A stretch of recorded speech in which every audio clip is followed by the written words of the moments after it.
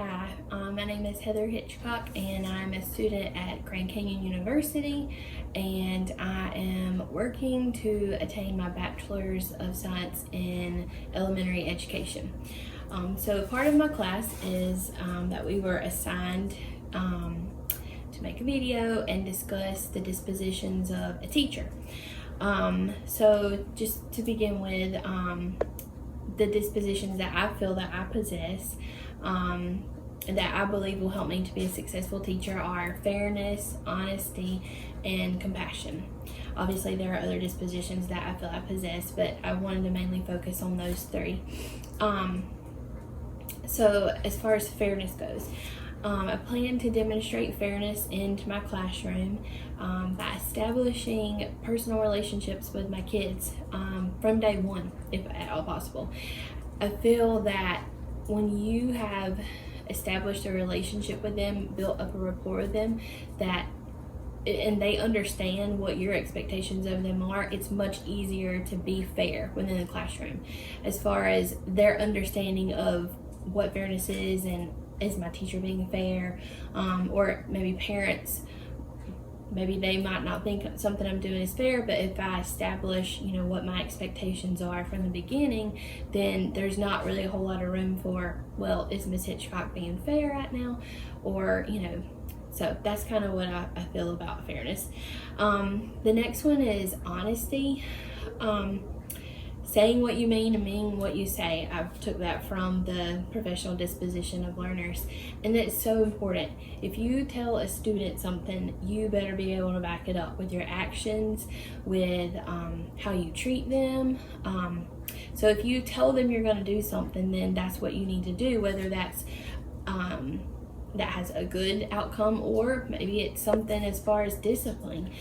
They need to know that you mean what you say. It's so important that they can trust us as educators, and that and too, I feel like that goes along with building a relationship with them. If I tell them that this is what we're going to do, then that's what we need to do. And if I don't do that, then in their little minds, maybe Miss Hitchcock doesn't really mean what she says. Maybe I don't have to listen to her, or that kind of thing. But then also, if I tell a student, if they ask me to go to a ball game and I tell them, yes, I will do my best, then I should do my best to go watch them play ball.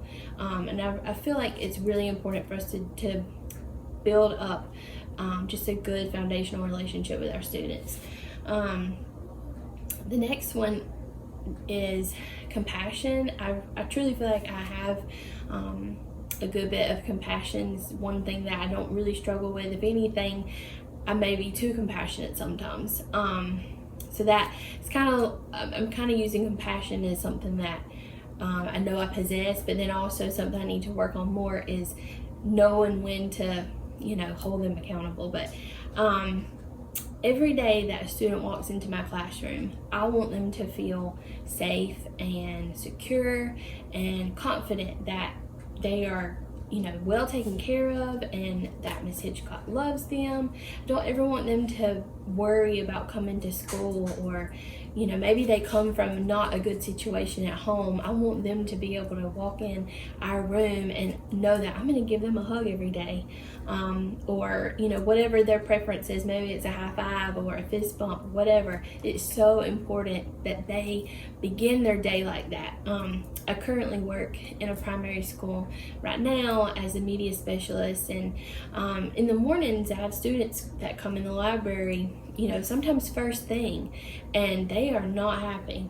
A lot of times students will get off the bus in tears, or maybe they just weren't having a good morning, or they're just not ready to be here yet. It's so important to just have compassion for them. I've heard it said before, and I was raised to believe that my smile could be contagious to someone else, and if I can give them that, if I can just brighten their day a little bit by being a little compassionate towards them, or understanding with them at the very beginning of the day, then I feel like the rest of our day would go maybe a little bit better for them. So on this side of things, I really do feel like I have a good understanding of the dispositions of a teacher, of an educator, but I also know that there are things that I can improve on. One disposition I think that I can improve upon would be reflection. It is so important that as teachers we take a step back and we try to see, like, what can I do better?